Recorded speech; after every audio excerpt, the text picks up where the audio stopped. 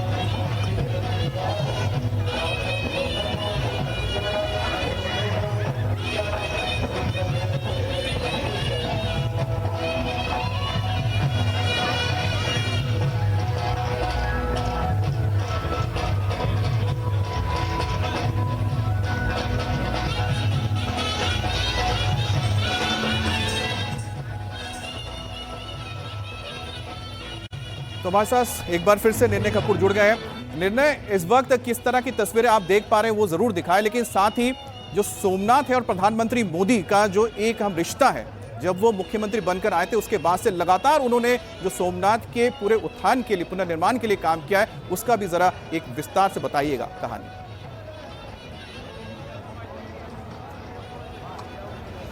देखिए, यदि हम प्रधानमंत्री नरेंद्र मोदी का सोमनाथ मंदिर के विकास से रिश्ता जो है उसकी बात करें तो मॉडर्न टाइम्स में यदि सरदार पटेल के बाद, सरदार पटेल जिन्होंने इस मंदिर का जीर्णोद्धार किया, आज जो मॉडर्न फॉर्म में हमको ये सोमनाथ मंदिर इतने भव्य स्वरूप में जो विराजमान दिख रहा है, उसके बाद यदि सोमनाथ मंदिर को सही अर्थ में जो प्रतिष्ठा दिलवाई है वो प्रधानमंत्री नरेंद्र मोदी ने दिलवाई।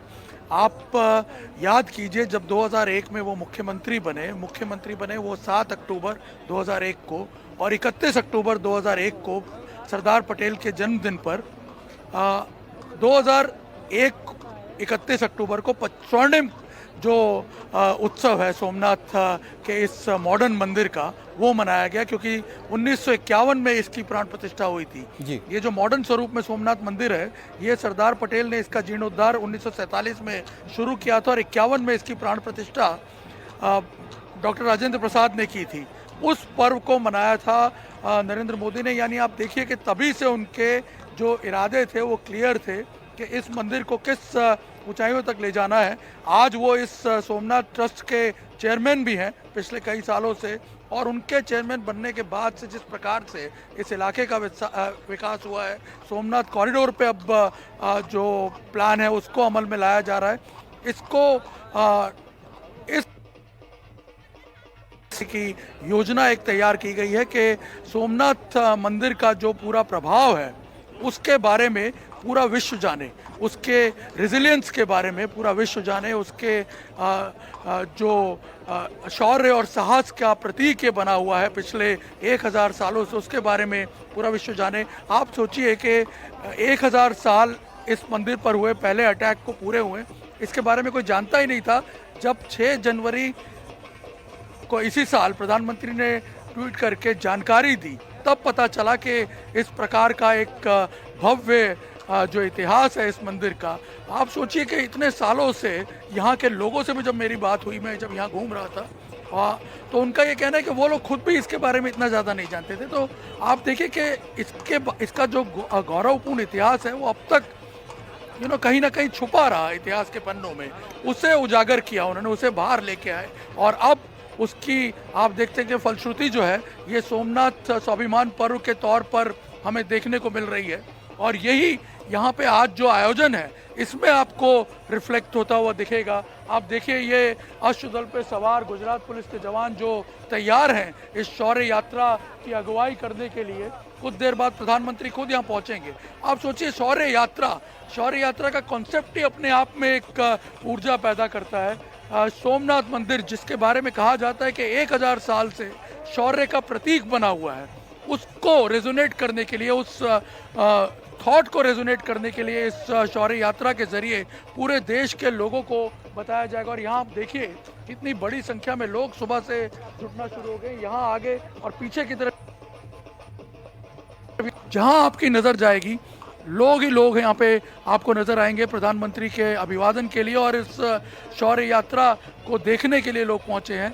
आप देखिए सोमनाथ मंदिर क्या संदेश देता है। प्रधानमंत्री इसी का जिक्र आज से नहीं कर रहे हैं। मैं आपको बताना चाहता हूं सौरभ, अमित के 1989 में नरेंद्र मोदी ने एक आर्टिकल लिखा था साधना मैगजीन में। उस वक्त राम मंदिर आंदोलन जो है वो अपनी चरम सीमा पे था। लोग राम मंदिर आंदोलन को बड़े उग्र स्वरूप में ले जाना चाहते थे, लेकिन मोदी तब भी उसे एक सौहार्द के प्रतीक के तौर पे देखते थे और उसे संस्कृति के पुनरुत्थान के प्रतीक के तौर पे देखते थे। और तब उन्होंने उस आर्टिकल में सोमनाथ मंदिर के पुनरुत्थान का जिक्र किया था। यानी आप सोचिए उनके दिमाग में ये जो विचार है ये कितने सालों से जो है वो पनप रहा था और उसको एक तरह से मॉडिफाई करते हुए, उसे री इन्वेंट करते हुए वो आज इस लेवल पे पहुंचे हैं। उन्होंने उस आर्टिकल में लिखा था कि सोचिए यदि सोमनाथ मंदिर का पुनरुद्धार नहीं हुआ होता, राम मंदिर के पुनरुद्धार की चर्चा करते हुए वो ये कह रहे हैं कि पुनरुत्थान यदि सोमनाथ मंदिर का नहीं हुआ होता तो आज ये हजारों लोग जो यहाँ पहुंचे हैं वो जब इस मंदिर को देखते उसी खंडित रूप में तो उनके मन में क्या फीलिंग आती, उनको क्या तस्वीर दिखती? उनको तस्वीर दिखती विध्वंस की, विनाश की, विकृति की, तो शायद उनके मन में एक एम्बैरेसमेंट पैदा करती, एक आत्मग्लानि पैदा करती। लेकिन निर्णय वो शायद उस चीज ये जो आर्टिकल है जिसका आप जिक्र कर रहे हैं उसे लोगों को इस लिहाज से भी समझना चाहिए कि 1026 के बाद जब भी इस मंदिर पर हमला हुआ, सनातन संस्कृति पर हमला करने की कोशिश अलग अलग आक्रांताओं ने की, वहां के लोगों ने, वहां के योद्धाओं ने फिर से इस मंदिर का पुनर्निर्माण कराया, इसे पुनर्जीवित किया और एक संदेश दिया कि आप हमले करेंगे, हम उन हमलों का बहुत ही मजबूती से जवाब देंगे और ज्यादा ताकत के साथ अपनी संस्कृति, अपनी परंपरा, सनातन का प्रचार करेंगे। देखिए यही इस मंदिर का जो है सबसे बड़ा संदेश है। यही इस स्थान का सबसे बड़ा संदेश है कि जो विध्वंस की मानसिकता है, विनाश की जो मानसिकता है वो लंबी नहीं चलती है, उसका अंत होना निश्चित है। लेकिन जो सृजनता की ताकत है, जो सृजनात्मक शक्ति है, उसकी ताकत अनंत काल तक चलती है। और सोमनाथ का जो ये भव्य मंदिर यहाँ है वो उसी विचार का परिचायक है, वो उसी रेजिलियंस का जो है बहुत बड़ा ऑप्टिक है जिससे लोग यहाँ प्रेरणा लेते हैं यहाँ आने के बाद। और आपको बता दें कि पुनरुत्थान, जितनी बार ये मंदिर ढहा, जितनी बार इसे डिस्ट्रॉय किया गया, इसको उसके बाद के जो राजा थे या उसके बाद के जो लोग थे उन्होंने उससे ज़्यादा भव्य बनाने की कोशिश की। और आपको एक चीज़ जान करके काफ़ी आश्चर्य होगा कि 1560 में जब इस मंदिर को दोबारा रिकंस्ट्रक्ट करवाया गया तो तब ये किसी राजा ने रिकंस्ट्रक्ट नहीं करवाया था, यहाँ के लोगों ने मिलकर के सामूहिक तौर पे प्रयास करके इस मंदिर को दोबारा रिकंस्ट्रक्ट करवाया था, जिसके बाद औरंगजेब ने इसको तोड़ दिया। लेकिन आप देखिए कि लगातार जो लोगों की जो भावना है पुनर्निर्माण की, उसका ये आपने लोगों की भावना का जिक्र किया है, तो आपके आसपास जो लोग मौजूद हैं उनके भी जरा भाव हम जानना चाहेंगे, अगर आप उनसे बात कर पाए। जी बिल्कुल, यहाँ मैं आपको बताता हूँ कि जो लोग आए हुए हैं अलग अलग जगहों से, सोमनाथ से भी कई लोग आए हुए हैं, हम उनसे बात करते हैं वो क्या सोचते हैं। अब तक वो सिर्फ इसे एक अध्यात्म और धार्मिक केंद्र के तौर पे देखते थे, लेकिन आज क्या उनके विचारों में कोई परिवर्तन आया है? हम भावनगर से आए हैं और आध्यात्मिक मोदी स्वयं शिव का अंश है ऐसा हमको लगता है। मोदी है तो मुमकिन है, वो उससे भी ज़्यादा। मंदिर के बारे में क्या जानते थे? सोमनाथ मंदिर और मोदी जी ने विकास करवाया है। पहले केशव बापा थे अध्यक्ष और मोदी जी आया तभी पुष्कल विकास हुआ है। और आगे भी और विकास करेगा। Thank you. आप कहाँ से हैं? हम बोटाद। हाँ, यहाँ क्या कैसा फील कर रहे हैं? यहाँ से बहुत अच्छा लग रहा है। यहाँ से मोदी जी आ रहे हो और यहाँ पे कई बार मुगलों ने मंदिर तोड़ा था, फिर में कई अच्छा निर्णय है, राजाओं ने क्योंकि मंदिर लोग वापस लगातार बनाया था। प्रधानमंत्री मोदी और उनसे जो सोमनाथ का रिश्ता है उसके बारे में बोल रहे हैं, लेकिन मैं एक बार फिर से आपको जरा ले जाता हूं। आपने एक बहुत महत्वपूर्ण आर्टिकल का जिक्र किया था 1979 का। तो प्रधानमंत्री मोदी ने उस वक्त कहा था कि जो पुनर्निर्माण है वो भारतीय संस्कृति की चेतना को जगाने के लिए कितना महत्वपूर्ण है। उसका सबसे बड़ा उदाहरण सरदार पटेल ने 47 के बाद पुनर्निर्माण करके दिखाया था सोमनाथ का। और क्या शायद यही वजह कि बीजेपी ने जब रथ यात्रा की शुरुआत की थी वो सोमनाथ से ही शुरू हुई थी, और उसी का हम मूर्त स्वरूप देखते हैं जब अयोध्या में रामलला विराजमान हुए। देखिए बहुत ही महत्वपूर्ण पड़ाव था ये राम मंदिर आंदोलन के, अगर आप इतिहास को देखें तो उसमें भी। और सबसे इंटरेस्टिंग बात मैं आपको बता दूं कि उस यात्रा के जनक लाल कृष्ण आडवाणी थे, लेकिन उस यात्रा की जो पूरी प्लानिंग थी वो नरेंद्र मोदी ने की थी। ये थॉट उन्हीं का था कि ये जो यात्रा है ये सोमनाथ से शुरू करके अयोध्या तक निकाली जाए। अब आप उस आर्टिकल को याद कीजिए जो 89 में उन्होंने लिखा था। उसमें दृष्टांत वो सोमनाथ मंदिर का ही दे रहे थे। वो ये बता रहे थे कि जब इस तरह के जो हमारे संस्कृति के आधार स्तंभ हैं उनका जीर्णोद्धार होता है तो लोगों के अंदर क्या फीलिंग जाती है। सोमनाथ मंदिर को आप सिर्फ एक रिलीजन या एक समुदाय के साथ जोड़ करके मत देखिए। ये हमारी भारतीय संस्कृति, हमारी जो सिविलाइजेशनल जो एस्पिरेशंस हैं उनका आधार है। हमारी जो सांस्कृतिक मूल्य हैं उनका ये परिचायक है।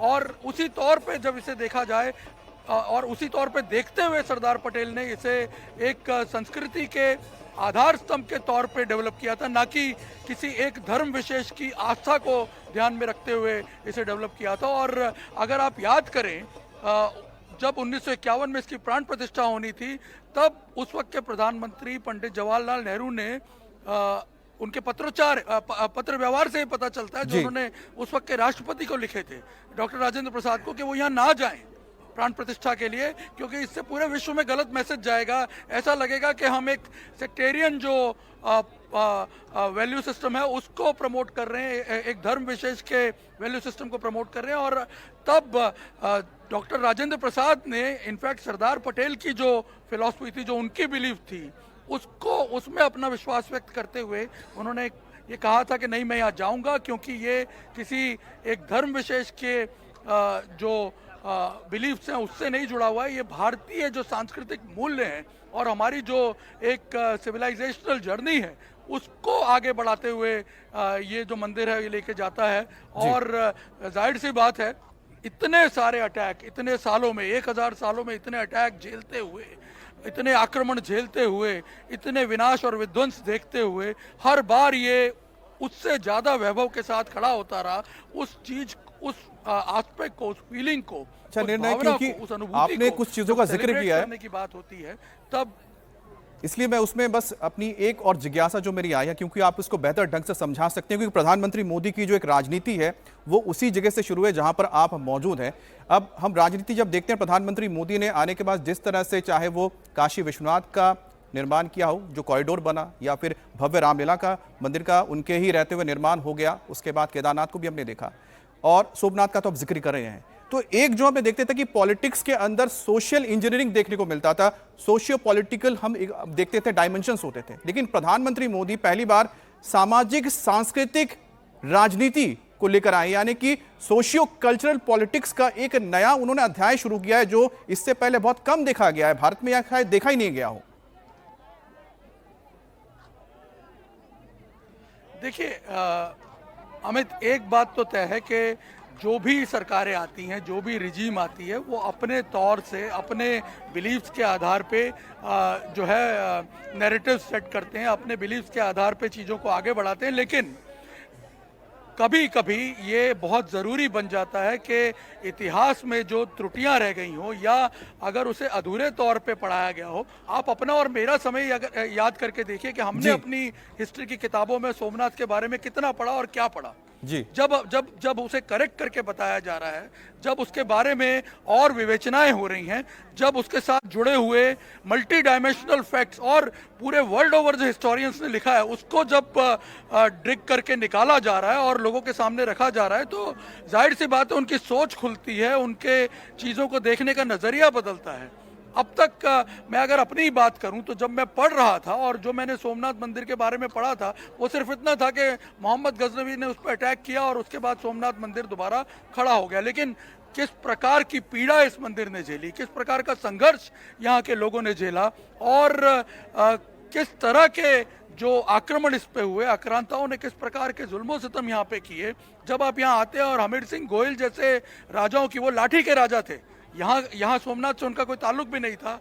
जब वो अपनी एक शादी को एक ही दिन हुआ था और वो अपनी पत्नी को घर पे छोड़ करके यहाँ सोमनाथ की रक्षा के लिए आकर के लड़ते हैं और शहीद हो जाते हैं, और जब यहाँ पर उनका स्टैचू नरेंद्र मोदी मुख्यमंत्री रहते हुए बनाते हैं ठीक मंदिर के सामने, वो सम्मान जो उन्हें सदियों पहले मिल जाना चाहिए था वो जब उन्हें यहाँ मिलता है, तब आप ये सारे चीजें पर्सपेक्टिव में देखते हैं। तब आपको पता चलता है कि ऐसे कितने एस्पेक्ट थे जो अब तक इतिहास के पन्नों में कहीं दबे हुए थे, उन्हें खोद करके निकाला जाता है। उसके बारे में जब आप समझते हैं, जाहिर सी बात है आपका जो पर्सपेक्टिव है वो बदलता है और ब्रॉडर व्यू आपको मिलता है। इसीलिए तो यहाँ पे हम जब लोगों से बात करते हैं तो वो बताते हैं कि ये जो सनातन संस्कृति है उसका एक तरह से बिल्कुल स्वर्णिम काल चल रहा है, और ये वो मौका भी है कि लोग अपनी संस्कृति के बारे में जाने, सोमनाथ मंदिर और किस किस तरह के वहाँ के लोगों ने अलग अलग हमलों के दौरान हालातों का सामना किया और कैसे उन हालातों से उबर कर आप कुछ कहना चाह रहे हैं जी, बताइए। आप लोग का पोजीशन रखा है 2 जगह में, आप इधर क्या कर रहे हैं? अच्छा यहाँ नहीं खड़े रहना। अरे आपका पोजीशन, चलिए वापस निर्णय का हम रुख करेंगे, लेकिन सोमनाथ मंदिर, उसका इतिहास कितना महत्वपूर्ण है, जो इतिहास के पन्नों में दर्ज तो है लेकिन हमसे छिपा हुआ है, उसके बारे में लगातार वो जानकारी दे रहे थे। अब ये तस्वीरें आप देखिए, आज क्योंकि एक भव्य शौर्य यात्रा भी यहाँ से निकलनी है, उसकी तैयारी पूरी कर ली गई है, सांस्कृतिक कार्यक्रमों का आयोजन हो रहा है, भारत की संस्कृति का गौरव किस तरह से देश भर में गूंज रहा है उसकी तस्वीरें यहाँ से आ रही हैं।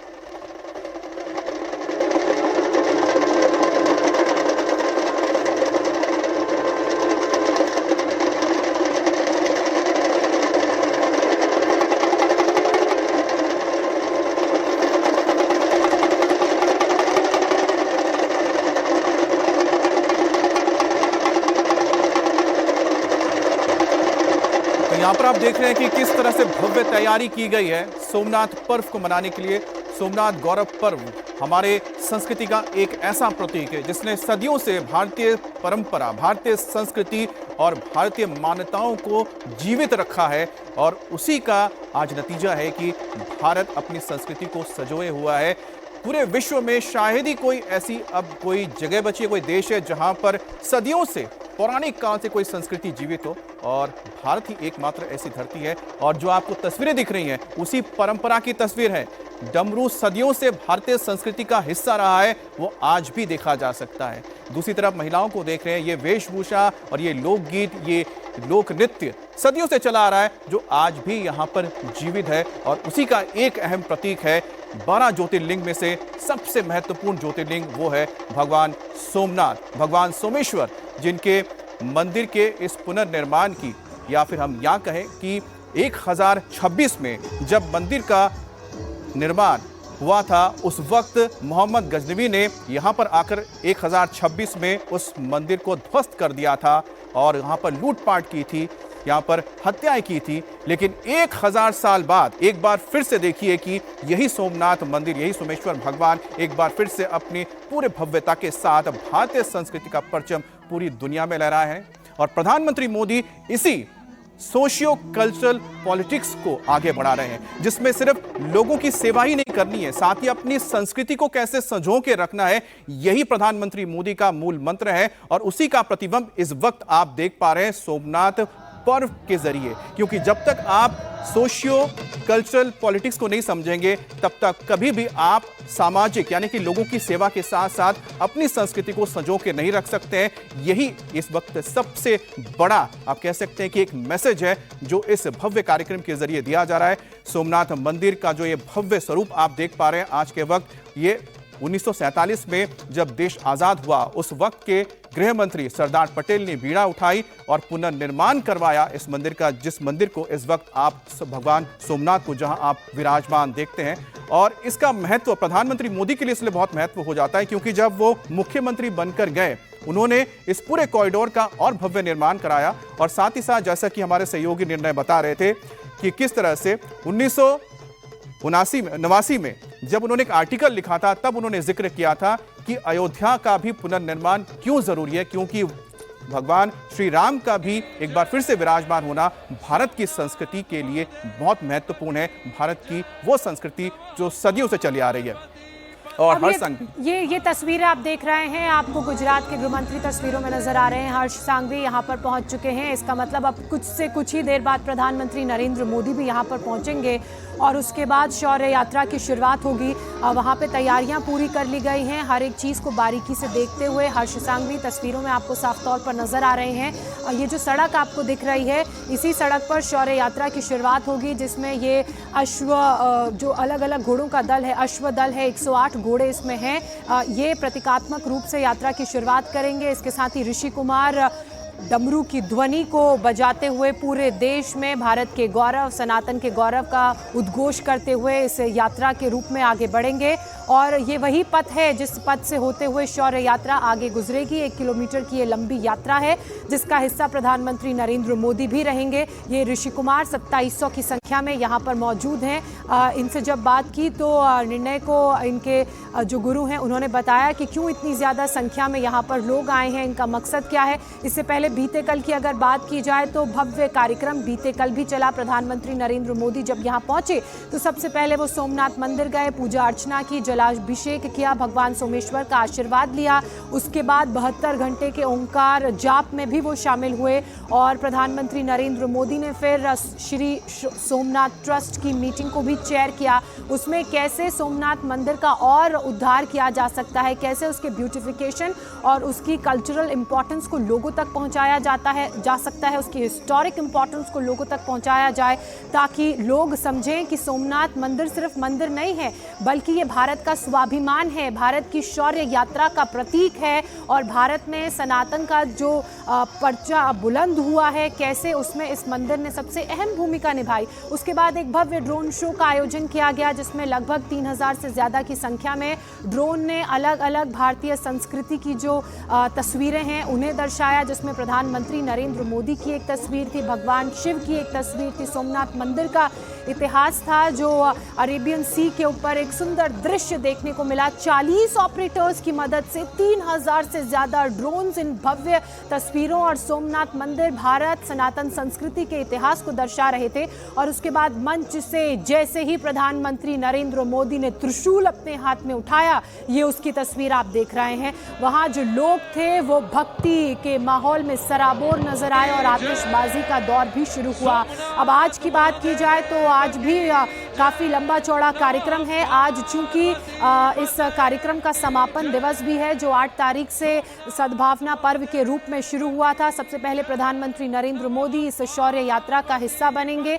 उसके बाद लगभग 10:15 बजे के करीब प्रधानमंत्री नरेंद्र मोदी सोमनाथ मंदिर के गर्भगृह में प्रवेश करेंगे। वहाँ एक विशेष पूजा अर्चना का कार्यक्रम होगा, ध्वज पूजा होगी, मंत्रोच्चार होगा। उसके बाद एक भव्य रैली यहाँ पर होने वाली है। प्रधानमंत्री नरेंद्र मोदी का संबोधन होगा जिसे सुनने के लिए बड़ी संख्या में लोग पहुंचे हैं। और जो पहली तस्वीर आप देख रहे हैं, आपको घोड़ों का दल नजर आ रहा होगा। जिस पथ से होते हुए ये दल गुजरेगा उसके दोनों ही तरफ, सड़क के दोनों ही तरफ बड़ी संख्या में भक्तों की, लोगों की, सनातनियों की मौजूदगी है जो एक नज़र प्रधानमंत्री नरेंद्र मोदी को देखना चाहते हैं। प्रधानमंत्री नरेंद्र मोदी की शिव भक्ति हर किसी को उसके बारे में मालूम है, चाहे केदारनाथ की बात करें, सोमनाथ की बात करें या फिर फिर हम काशी विश्वनाथ या राम मंदिर की ही क्यों ना बात कर लें। महाकाल कॉरिडोर का जिस तरह से जीर्णोद्धार प्रधानमंत्री नरेंद्र मोदी के नेतृत्व में हुआ, हर एक कार्य को, हर एक तस्वीर को उन्होंने बारीकी से देखा। इंजीनियर से मुलाकात करने से लेकर कहाँ पर क्या किस चीज़ को निर्मित किया जाएगा, हर एक जानकारी वो बहुत बारीकी से लेते हैं। और सिर्फ जानकारी ही नहीं बल्कि सनातन की संस्कृति को, इन अलग अलग धरोहरों को प्रमोट करने के लिए उन्होंने कोई ऐसा मौका नहीं है जिसे गवाया हो। लोगों को बताया कि क्यों अपनी संस्कृति से, अपनी जड़ों से, अपनी परंपरा से जुड़ना जरूरी है, उसका महत्व क्या है, क्यों अपने इतिहास को जानना जरूरी है।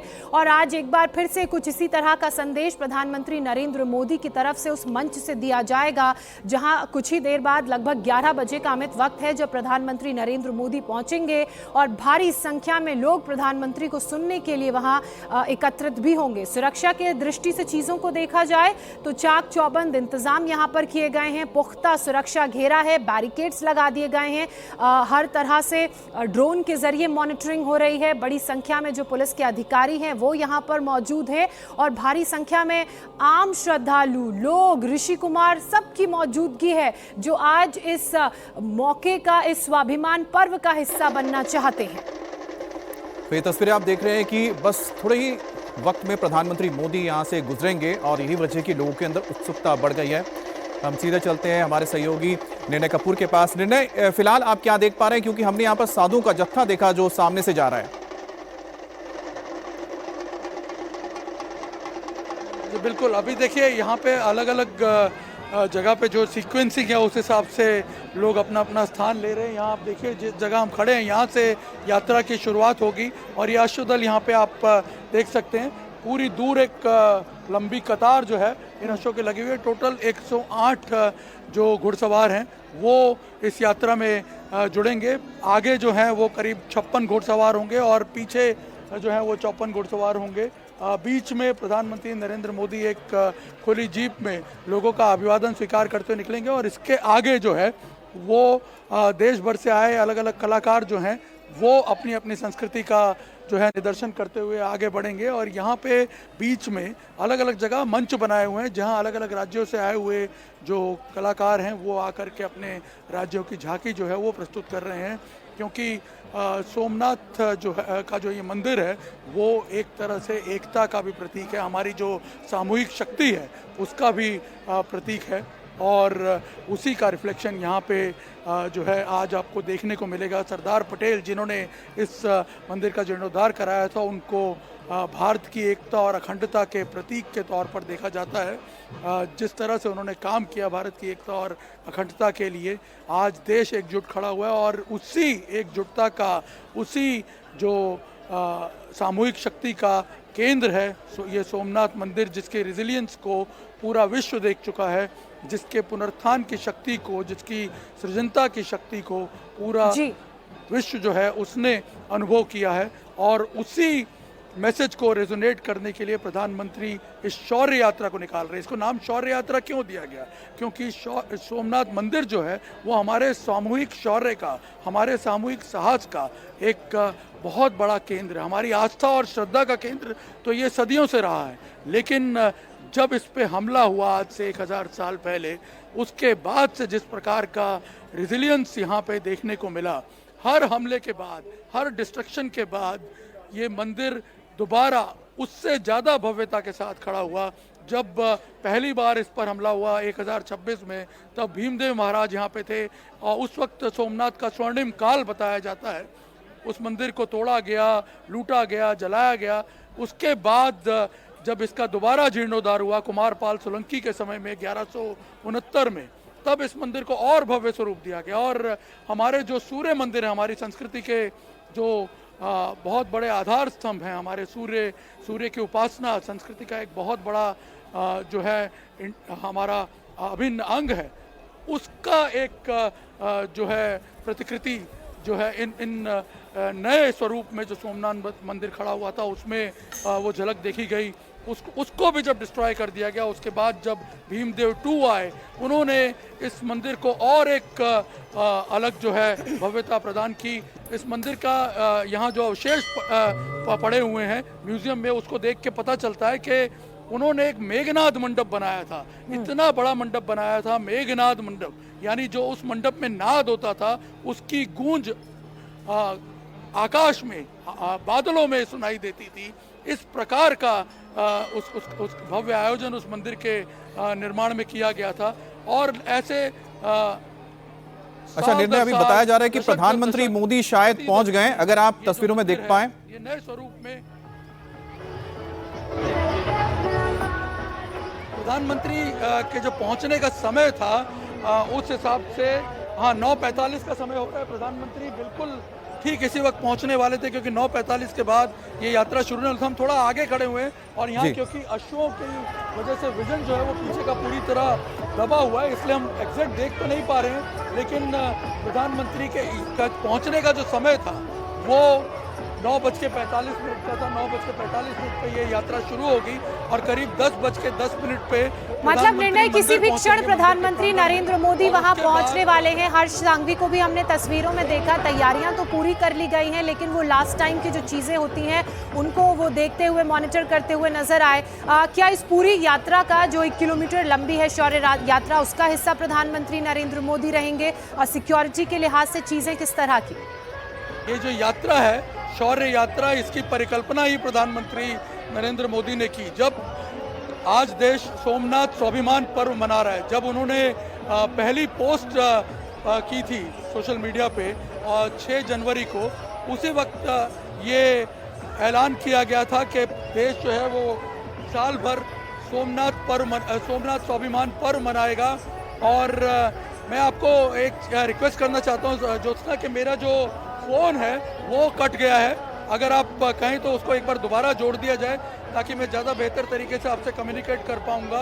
यहाँ पे अगर आप देखें अब हलचल जिस प्रकार से बढ़ी है, मुझे ऐसा लगता है कि जो प्रधानमंत्री यहाँ पे पहुँच गए हैं और धीरे धीरे इन अश्वों को आगे बढ़ने के लिए कहा जा रहा है। यहाँ अगर आप विजुअल्स देखें, सीधी तस्वीरें सोमनाथ से शौर्य यात्रा, शौर्य के प्रतीक हैं। गुजरात के 15 जिलों की पुलिस के ये अश्व हैं जो यहाँ पे आप देखिए अब धीरे धीरे आगे बढ़ रहे हैं, अपनी पोजीशन ले चुके हैं। और अब आप देखिए हम कांस्टेंट आपके साथ बने हुए हैं यहाँ पे, अगर आप देखेंगे तो बिल्कुल हम तस्वीरों में देख रहे हैं प्रधानमंत्री नरेंद्र मोदी पहुंच चुके हैं। खुली जीप में सवार प्रधानमंत्री नरेंद्र मोदी आपको नजर आ रहे हैं।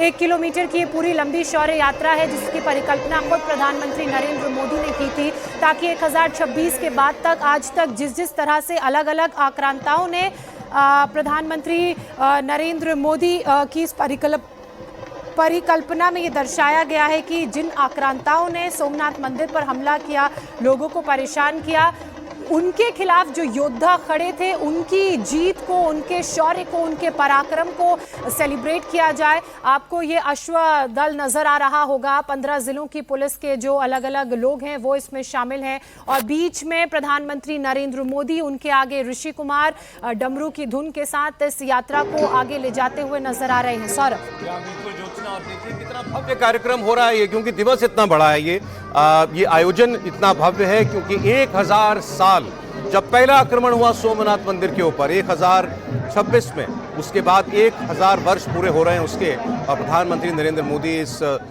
सोमनाथ स्वाभिमान पर्व का हिस्सा बन रहे हैं। कल भी आपने उनको देखा और अभी इस वक्त इस तस्वीर को आप जरा देखिए, 108 घुड़सवार वो आगे आगे चल रहे हैं और पीछे नरेंद्र मोदी हैं और उनको देखने के लिए वहां उमड़ी हुई ये हजारों की भीड़ आपको दिखाई दे रही है। मुख्यमंत्री भूपेंद्र पटेल वो भी उन साथ में दिखाई दे रहे हैं, मुख्यमंत्री हर्ष सांघवी वो भी उसमें, और हाथ में डमरू है देखिए प्रधानमंत्री के, खुद डमरू बजाते हुए प्रधानमंत्री इस 108 अश्वदल के पीछे पीछे चल रहे हैं। ऋषि कुमार भी, सौरभ, प्रधानमंत्री नरेंद्र मोदी की इस गाड़ी के पीछे नजर आ रहे हैं। बिहार से ये 2700 की संख्या में ऋषि कुमार प्रधानमंत्री देखिए मेरे पीछे आपको नजर आएंगे। यहाँ पे प्रधानमंत्री जो है लोगों से मिलते हुए डमरू बजा के उन्होंने यात्रा का शुभारंभ किया और अब उसके बाद आप देखें यहाँ लोगों का अभिवादन स्वीकार करते हुए प्रधानमंत्री आगे बढ़ रहे हैं और यहाँ उनके साथ गुजरात के मुख्यमंत्री और उप मुख्यमंत्री हैं और साथ में एक सीनियर मिनिस्टर जीतू वाघानी भी हैं इसी रथ पर। और प्रधानमंत्री के साथ आगे, प्रधानमंत्री जैसे जैसे आगे बढ़ रहे हैं, लोगों का उत्साह जो है, जुनून जो है, और आपको जो है बढ़ता हुआ दिखाई दे रहा है यहाँ। और आप देख सकते हैं इस वक्त प्रधानमंत्री की ये जो कॉन्वॉय है, ये आगे बढ़ रहा है, और प्रधानमंत्री के पीछे आप देखेंगे एक बार फिर तो आपको जो अश्व हैं वो नजर आएंगे। ये अश्व दल उनके पीछे चलता हुआ अब ये यात्रा आगे बढ़ रही है, और करीब 900 मीटर का जो अंतर है वो काटते हुए प्रधानमंत्री मुख्य मंदिर पर पहुंचेंगे, सोमनाथ मंदिर पर, और वहां फिर वो महाअभिषेक और महाआरती में हिस्सा लेंगे, और उसके बाद फिर आज शौर्य सभा को भी संबोधित करेंगे, जहां से वो इस पुनरुत्थान के संस्कृति का जो संदेश है उसको पूरे विश्व के सामने पहुंचाएंगे। यहाँ आप देख सकते हैं ये अश्व जो हैं, ये अश्वदल हमारे शौर्य की उस गाथा को रेजोनेट करता है। पूरे देश के लोगों को इस दृश्य को देख करके एक इंस्पिरेशन मिलेगी। यहाँ आप देख सकते हैं कि प्रधानमंत्री अब आगे की तरफ बढ़ गए हैं यहाँ, और पीछे अगर मैं आपको दिखाऊं, हजारों की संख्या में लोग जो हैं जुटे हुए हैं उनके स्वागत के लिए, और ये शौर्य यात्रा अब धीरे धीरे आगे बढ़ रही है। प्रधानमंत्री लोगों का अभिवादन स्वीकार करते हुए धीरे धीरे आगे बढ़ रहे हैं मंदिर की तरफ, जहां वो महाआरती और महाअभिषेक में शामिल होंगे।